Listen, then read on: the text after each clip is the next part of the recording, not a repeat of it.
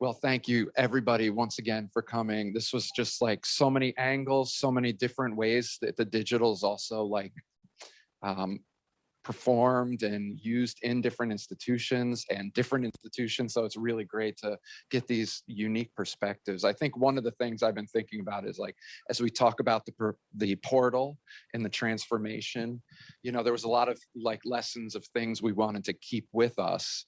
But what are some of the things that maybe you're thinking about that we might want to think about leaving behind? But in thinking, Jamie, about your talk, also that those things we want to leave behind are kind of part of the important mud that we grow from. So maybe as we think about what we might leave behind, how they served us in the time as well. So for any of you, kind of an open question, thinking about things we leave behind is maybe that the digital gave us a lot of opportunities, but it also, you know, there were some things. I know we worked harder. Our hours crept from 9 to 5 to all the time. So there's a lot of different aspects about the digital, I think, that were provocateurs of growth, but also that were some of that growth. We've reached a point where maybe a burnout or maybe other reasons we want to leave behind. Am I on? Yeah. Okay. I think maybe one of the things as a collections facing staff member was that exhibitions were the motivation for so much of what we did. They were also a crutch, and they defined the practices of the museum for us to the exclusion of having any sort of strategy or recognition around burnout. And I think a theme that emerged here was the relationship between content and physical spaces, and the idea of collections as being potentially, but not exclusively, the fodder for that conversation and what a museum's purpose is and what it serves. And I think it's very hard for collections facing staff to divorce the work of museums from really the care of collections. But I think this range of presentations showed that what people get out of museums is not always a story about collections. And that was something that I personally had to let go a little bit. And Cooper Hewitt, since its reopening in 2014, had an object of the day where every single day an object from the collection had been highlighted. And we got rid of that pretty early, actually, in the pandemic. We were like, look, that's a lot of content. It's a lot of staff energy, and it's not really serving us. And I wasn't even responsible for writing them, so I shouldn't even like make it seem like it was such a relief for me, no more object of the day. But this sort of like taking a step back from collections and exhibitions as the only thing that drives the museum's machinery, I think made a big difference for me in being able to step back and have a broader perspective on what maybe we're trying to achieve here. And that said, I reported for a duty, checked on the collections, like was in the physical spaces of the museum when no one else was allowed to be. And so I also experienced the silence of the museum, the empty warehouse, and the collections without people. And that also drove home to me that collections with no people are not so fun.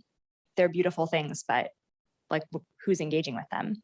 So I feel like that was sort of it's sad and lonely to be the only one who's allowed to see and handle objects, actually, as much of a privilege as that usually is. In this circumstance, I think it sort of cut the other way.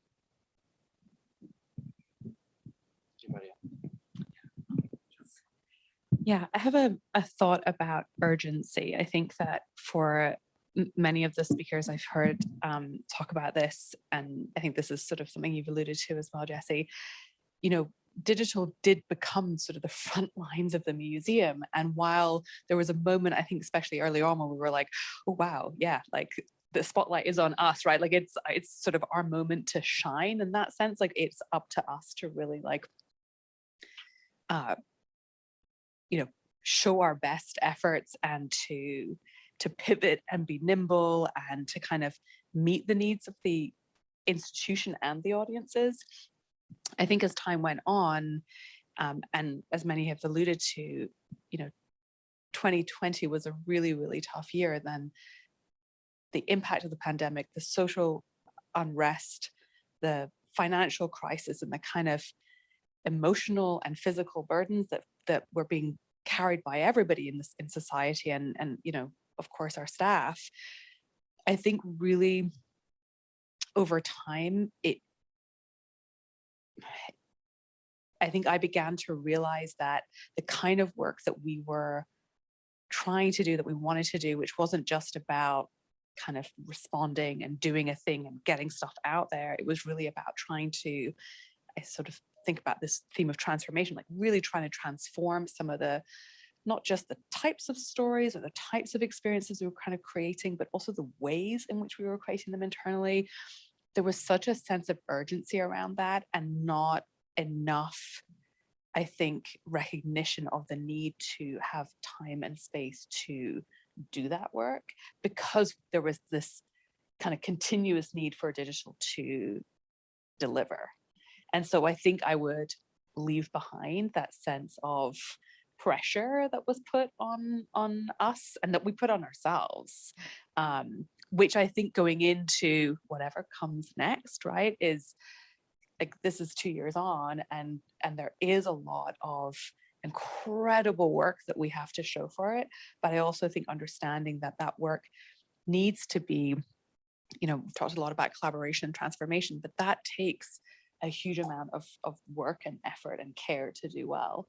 So I think understanding that is maybe something that as organizations we haven't quite reckoned with. We're sort of in that like, oh, digital can be done quickly and easily and great, let's do more of it now, tomorrow, you know. And I think kind of forcing ourselves to slow down a bit. It's funny, we had a conversation about, you know, it took us years of trying to convince everybody how important the work was we were doing. And then all of a sudden it was like, okay, great, it's important. Now what, we need more of it. And that was kind of like, you know, the shock of that, but also the opportunity. It is kind of the urgency. I agree. It does put a lot of pressure, and the need to deliver and keep reinventing. That kind of pressure also can be pretty staggering too. Anybody else want to jump in? Rachel, looks like you. Well, I feel like what I have to say is in a way building on kind of what Jess had to say. And it's sort of funny because I had this very clear answer, and then you said the thing about the muck, and then I was like, damn it, you messed up my answer. But I think it's still true, which is that I want everything to be hybrid. We need to leave behind the idea that the physical space like reigns supreme. And that's not to minimize the power and potential of physical spaces and also physical objects or interactions in physical space, but to acknowledge that museums can be so many things and are actually so many things, and not exclusively things in rooms. And that, you know, and with the reach that one can have in terms of like online programming or hybrid programming, or if not online, like distributed, you know, things like sending things through the mail, or like discussion guides, other kinds of care packages that actually are physical. There were lots of interesting experiments that happened in the pandemic. I think that the thing to sort of leave behind is an expectation that the physical has to be like the primacy of the physical, but also bringing forward the specialness of the physical, and really more than the specialness of the physical, like the specialness of the intimate, which can be physical, but also the opportunity to be, I mean, especially early in the pandemic, like I actually wrote a piece about the opportunity to be invited into someone's home and to interact with them from their home. That's a very intimate experience. Like the memories that I have of some early programming that I experienced during the pandemic are associated with my home.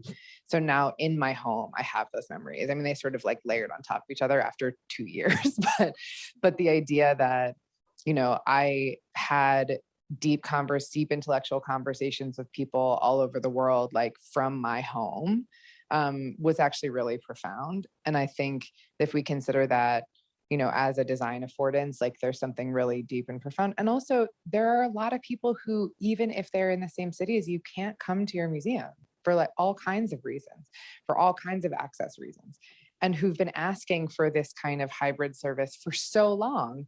And that we demonstrated to all these folks who need those accommodations that it's possible in the pandemic. And there are so many organizations that are just like, oh, never mind, we could do it, but we're not going to do it anymore. Like, what? Why? And I know it's hard and it's expensive, but if this isn't an opportunity, sorry? They are good reasons, but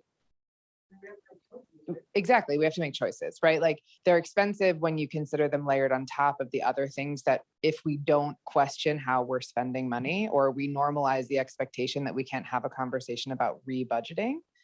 But I think it's fundamentally a question of reprioritization, and they are hard, but also like we largely learned how to do them during the pandemic. So the hardness, I mean, I feel like the offering online programming and offering things at a distance, like to whatever, I mean, not every organization did that, but a lot did. And so I think the hardness also feels to me to be decreased because like we did it.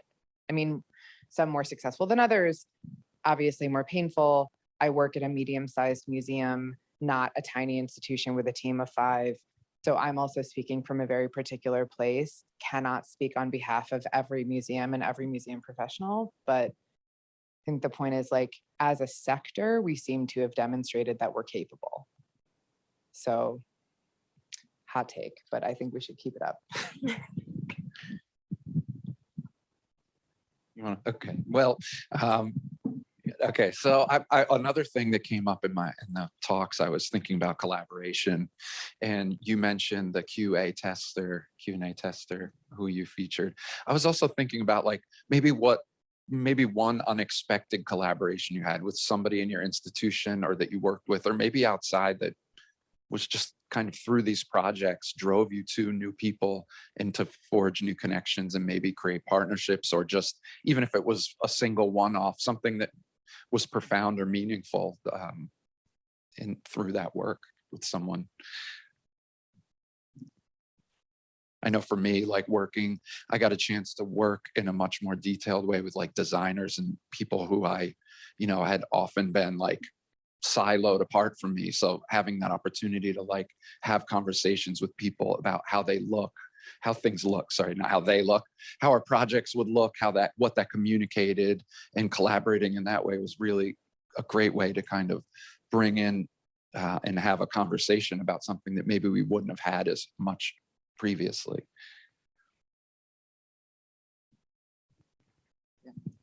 I think a quick answer to that, I think looking at collaborative partners globally, for us, we had thinking about overseas collaboration, going inside an artist studio is in Nepal, like suddenly we're not just thinking about the tri-state area and where we can go and how we can get a camera team and, those types of things. So I think, there's that in that way, also, this is not a physical collaboration, right? But I think one of the things that I did with our teams was, thinking about empathy mapping, right? So that idea of putting someone at the center of the work, right? So when you don't have physical visitors to collaborate with, how can you like create imagined scenarios that you're designing for visitors? That I bring that up because we're used to like reaching out and talking to audiences and looking at survey data, but coming together as teams and collaborating around a certain cause and holding someone in mind created a specific energy. And because of the lack of audience in the space, it filled a need. So, it's not a neuroscientist and that type of collaboration, which we did as well, but also thinking about when those collaborations that you normally lean on are missing, how do you support them in ways that are low budget, low cost, and again, frame them as an experiment so people understand why they're in Google Docs and brainstorming together around these things for an hour, right? So, I just want to share that in a different way, but Sophie. Yeah, I think just maybe thinking about this a bit more from the internal perspective, one of the things that I know many of my colleagues and I spent a lot of time remarking on was how working at a very large institution, maybe not as big as the Smithsonian, but pretty large, for us, like a lot of times just even trying to get together to do work is challenging in real life, right? We're a big space, you've got to travel several city blocks just to go see a colleague. And we did these large collaborative projects, whether it was Met Stories or when we did Perspectives, we were able to bring so many people into the conversation because of the way in which we were doing things online.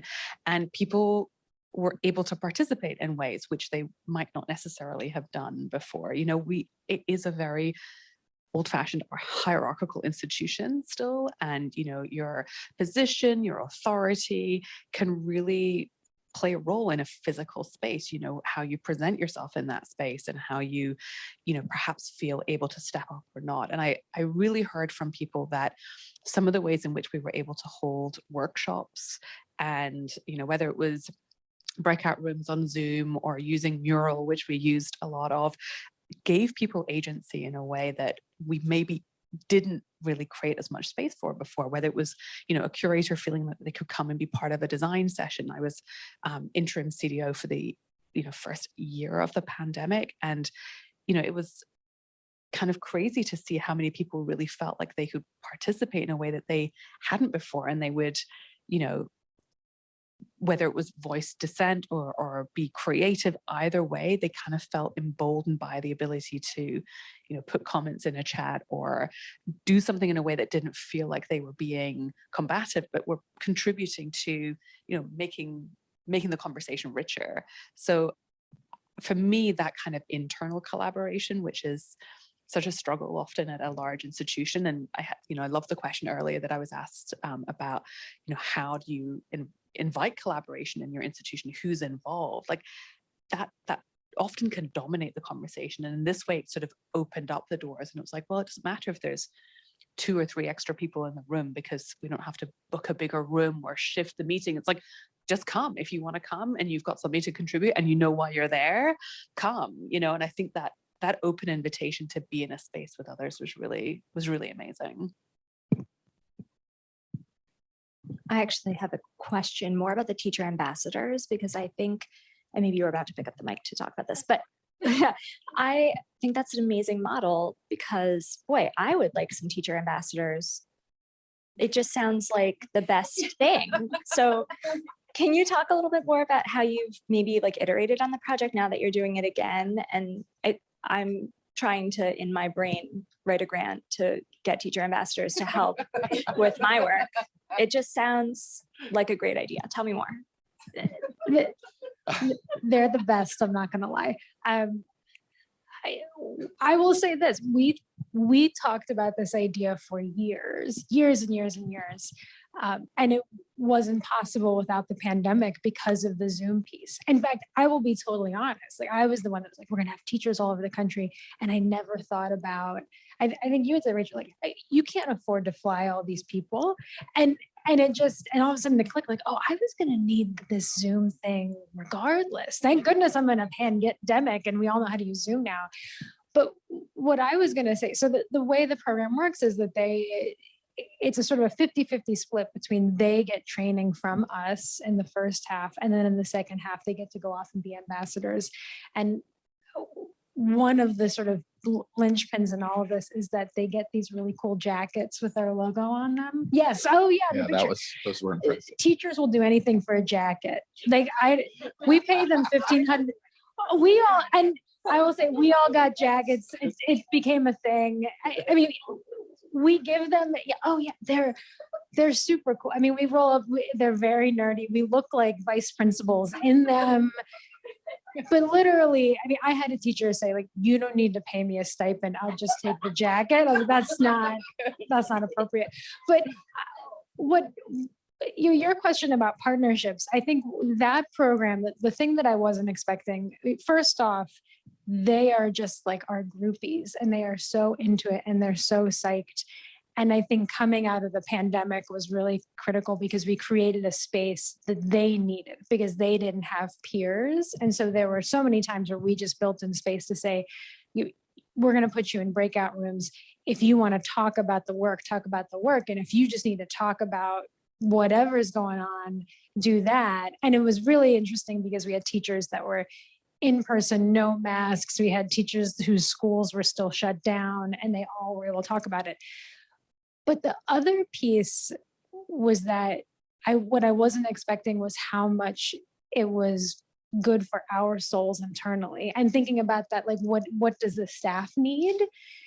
And the stories that these teachers would tell about how they were using the resources and the feedback that they were giving, or the opportunity to sit and listen to a teacher talk about how important your work is to them, was what kept me going through some of the hardest parts of this pandemic. And I specifically remember a teacher that I had been working with for a while, I asked him if he would come to a virtual conference with me. And I didn't really know what he was going to say. And then in the middle of the session, he goes off and tells a story about teaching with one of these non-binary figures that we had fought to keep in the curriculum.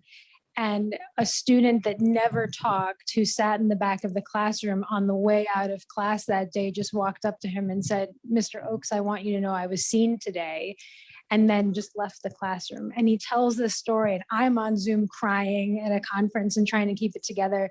And then immediately called my team together and told them that story. And then they started crying. It was like, we needed to know that, like, I mean, it's so much work to do these digital projects. And so I think that that's now kind of become a habit, where anytime we hear from one of these teachers, actually that teacher the other day just out of the blue emailed me and said, "Hey, I'm wearing my jacket today," and sent me a selfie. And then I passed that around in the team. I was like, "Look, Mike's wearing his jacket today." But you need those things that are good for you the same way that it's good for them. Yeah, I think like listening to all of your projects, thinking about the care that you all have for audience, for whatever that is, your interactions with the people who you're creating for, is so key. But it also, that part about thinking about identity, institutional and personal, and like that comes from those relationships. And the first time I spoke with you, I was like, you had such a clear sense of what the Reuben was doing, and it really made me feel like that was helpful for me as continuing to think about the work I'm doing, what I'm putting first, what I'm valuing. So I really appreciate hearing each of you, like how much you care about the work you're doing and what that means to like get that kind of feedback. I mean, that is really just at the end of the day makes it worthwhile in so many ways. We have about 10 minutes left, and I do want to make sure we have an opportunity to invite our guests here. And if we have any questions from online. Okay, wow, this one is a little more practical. The first one, how have you used these digital experiences to create digital revenue? And so maybe I will reframe that, but like, how have you evaluated the return on investment in these projects in your institutions? Is it monetary? Is that important? Or was that pushed to the side in effort just to have content and have engagement? I'll jump in just quickly. So, I mean, Tools and Approaches is a very specific project for a very specific audience, and it was not intended to be a revenue generating activity. However, there is another project that the Interaction Lab did during the pandemic that I didn't talk about, which was called Activating Smithsonian Open Access, which was an open call for digital interactions with the Smithsonian's open access collections. Also not revenue generating. Well, it was in a sense. I mean, we had a terrific partner in Verizon 5G Labs as a funder, but that money didn't stay in the museum. The money actually went out to creators to make things with our open access collections. And so both of those projects have had a really wide reach in terms of the number of people who know about them, who paid attention to them, who've engaged with us about them, who've talked about them. In the case of Tools and Approaches, the opportunity to co-author a piece of thought leadership and to have the impact of that really reverberate through the sector. It's been downloaded like over 2,000 times. It's been translated into German, actually recently was launched in Germany. And so that's really exciting. I think maybe Spanish too. I'm not sure. I mean, hasn't yet, but maybe that's going to happen. And then ASOA, the other program, also like not only did it get a lot of reverberation on social media, a Smithsonian museum actually doing an open call like that, but actually the secretary has talked about it a lot, which was astounding to me. But the secretary's been talking about it like kind of everywhere. And so, I mean, the Smithsonian's a particular case, but given that we're such a large system, there is a tremendous amount of impact possible even just inside of the institution in terms of other museums looking at our approaches or, us looking at each other. And so in the case of the work I've been doing, it's not actually specifically intended to be revenue generating, but it's much more about reach and impact. And that has been exciting and successful. I would say real quickly that to be clear, none of our programming really generates revenue, but a lot of our programs pre-pandemic, at least like field trips and in-person programming, we do charge a fee, and we dropped a lot of that as a lot of institutions did when we went virtual. And we're somewhere in the middle now. But I think one of the positive things that came out of it is that we were able to demonstrate that we can have not only a wider reach and increase our numbers, but reach people that we would never otherwise get to reach. And that has helped us raise the money that we need to keep those programs afloat. And it's not perfect. We have an ongoing uphill battle to decide how we're going to pay for all of this, because it does all cost money. But in some ways, the pandemic gave us the opportunity to try, and we now have funders that used to not really think of us as this important, necessary service that are now saying, no, we will invest in you because we see the value and we see that you're reaching communities that are never going to travel to the Upper West Side for, and again, that are within the 5 boroughs that, they can't for all kinds of reasons come. Yeah. I'll just answer very briefly. For us, a lot of the programming that we pivoted to very quickly was to help serve our members and our friend circles. And, some of that content was, really very raw and very nimble, and initially made a lot of people in the institution feel a little uncomfortable, but it really helped serve the purpose of reminding people that we were still there for our members, still there for our audiences, and that, again, they may not have felt comfortable returning even when we reopened, but reassuring them that the programming was still there for them. And then, with a lot of the programming that we did for, say, special kind of friends groups, which are sort of smaller fundraising arms for individual departments, that content was kind of exclusive initially, and then we would also release it to a general audience. So it kind of served its purpose of being special, but then also kind of kept us on mission to be, creating content that's accessible and educational for all. So I think we were very much thinking about revenue in the larger sense as we were thinking about our programming. And we also got the feedback from, our member groups and other sort of development groups, that the kind of programming that we were doing, so things like Met Stories, were really reminding people why museums matter. And it sort of goes to the point you were talking about before about, realizing it's not just about the collections, it's about the experiences on people, and that art is here as a resource and as a need, right? And that's, was a tough message, especially when people are losing their lives and their livelihoods, to talk about art, which might seem like it's this, remote thing. But I think, you spoke about this so well, Jamie. It's like you need art, and that's kind of what came across in so much of the response to the programming. So.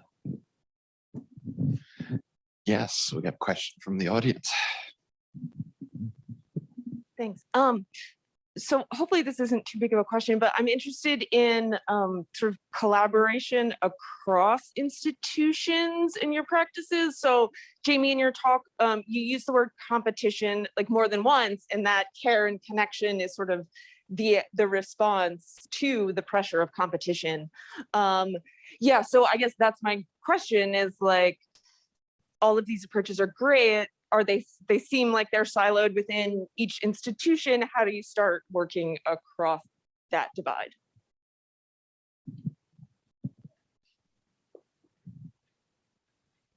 Or do you? Yeah. Hi, my mic. I think maybe Smithsonian is a little bit unusual because Cooper Hewitt, we're up here in New York, we're part of the museum community of New York, and grateful to be, in this room with these people, but also feel as much a part of some kind of like amorphous New York museum community as we are part of the official bureaucratic Smithsonian.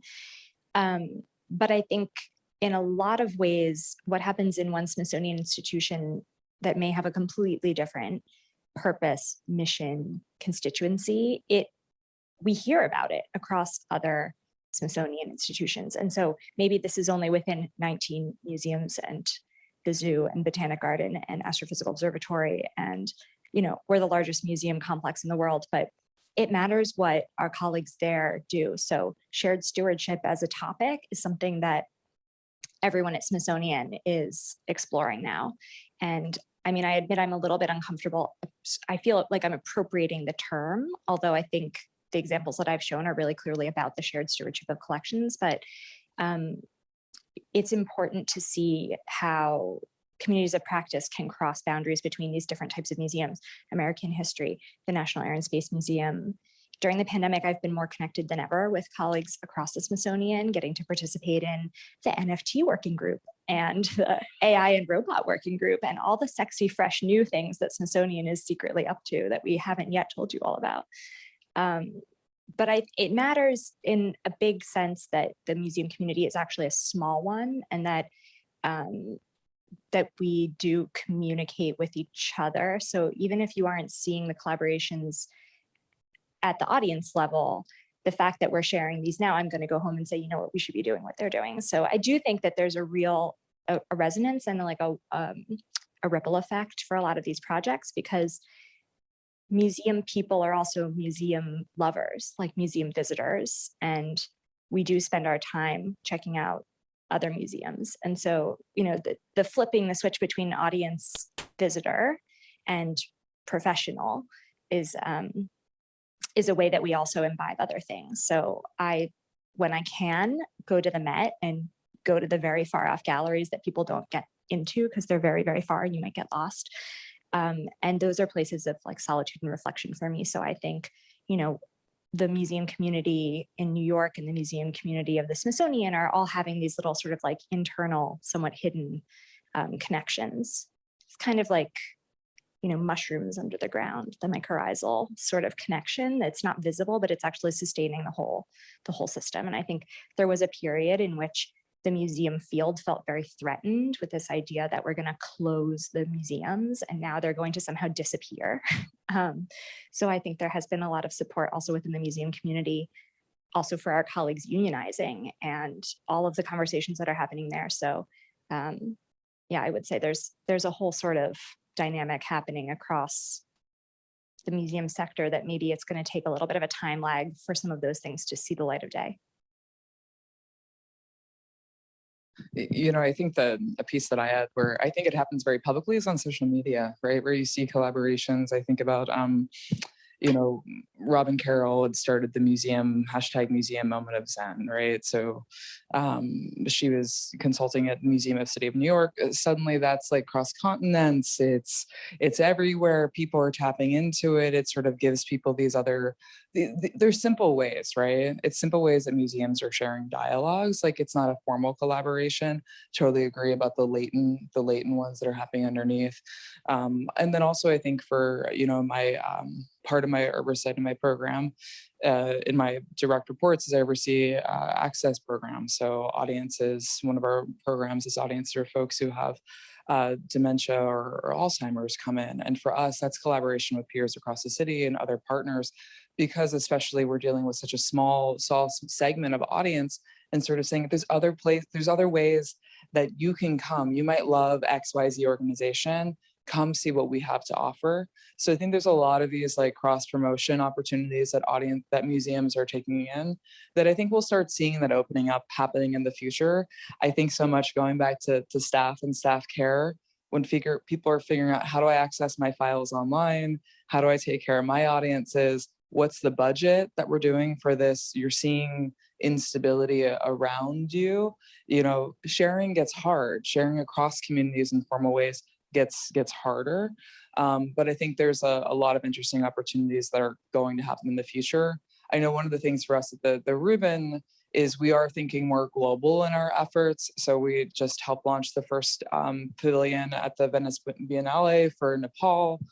We got funding to travel an exhibition that's really designed to bring Himalayan art into people's lives. That'll be going across eight universities across the next 4 years.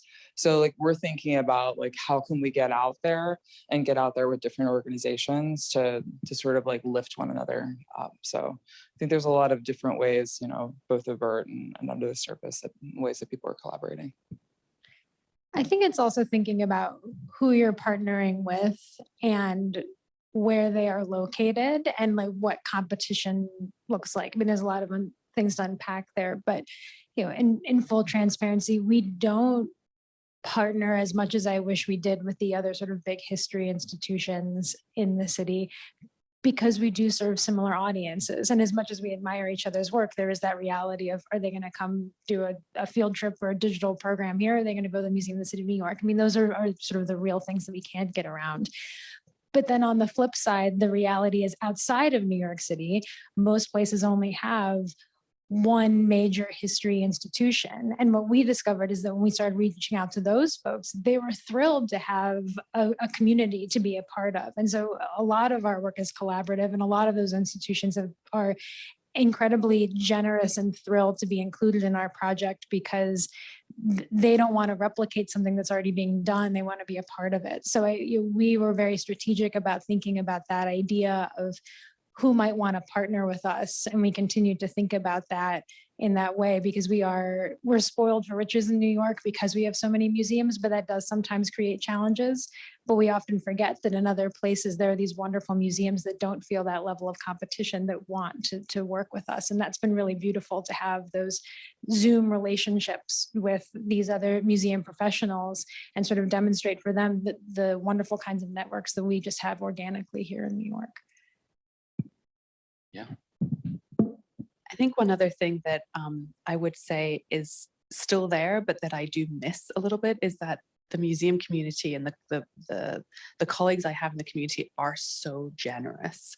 And we typically try to meet and talk, whether it's at conferences or informally, and share information and best practices and, war stories and everything, about what we do. Like, I think there may be, on the surface of it, as you say, there may be sort of ways in which you're sort of looking across at like institutions and trying to see whether or not, what you're doing is kind of, whether you're able to raise your game in the way that they are. But really behind the scenes, it's really about sharing. And from my perspective, I see institutions doing great work. And sort of going back to what Jamie, you said, I think of it really as, it doesn't matter to your audience whether you're walking into the New York Historical Society or the Rubin or the Met. They're gonna think about that experience of being in a museum, and that will either encourage them to visit more, or it will discourage them. And so from my perspective, it's all of our responsibilities to keep raising our game and to keep doing great work, and to, dig into the areas and to learn and to see if there's a successful program or something that's working, and think, well, again, how could that apply to my audiences? Is that really a need? And then understanding, maybe it is, maybe it isn't, right? And so being really mindful that, also what might work in one place doesn't necessarily translate, and that's okay, right? And it doesn't have to be that you're offering like for like. So, I would definitely say I miss some of the in-person kind of conferences and things that we used to do a lot more as a museum community. And I'm kind of hoping that starts to come back in various ways, or maybe it will look different. But I think that's one of the things that I think is really quite special about this space, because in reality, our competition is not really other museums, right? It's all the other things that people want to do outside of the museum space, right? Whether it's, if you're online, it's like you're competing with Netflix and HBO and YouTube. You're not competing with, each other, like, because the algorithms will find each other, and that will be great. Like, more meditation content, great, we'll keep going, but it's like, it's not that, those are not our real competitors when you really look at it. So that's certainly how I think many of us think about it. Well, we are over time, and we could probably keep talking forever, I know, because we have some great questions here too, which I'm sorry I didn't get to. So Rachel Weinstein and John-Luc Vincent in from Canada.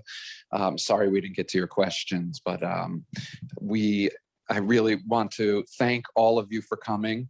Your talks were so wonderful and inspirational, and I know I have a lot to think of going forward from today. So thank you for joining us and sharing your stories with our community and with the larger community online. So please join me in thanking our guests, and we hope you join us for more events in the future. Thank you.